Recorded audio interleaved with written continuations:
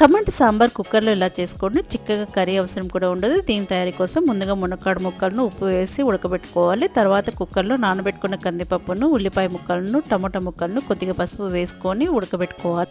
5 whistles వచ్చిన తర్వాత cooker మూతను తీసుకొని నానబెట్టుకున్న చింతపట్టును కూడా వేసుకొని పప్పును బాగా రాముకోవాలి.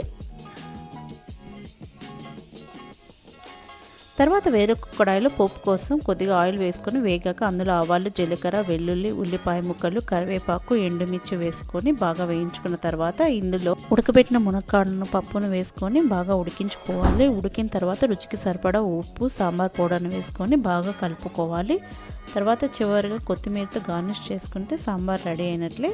వేడివేడి అన్నంలో ఈ సాంబార్ తింటే చాలా రుచిగా ఉంటుంది. ట్రై చేసి చూడండి. Please subscribe my channel.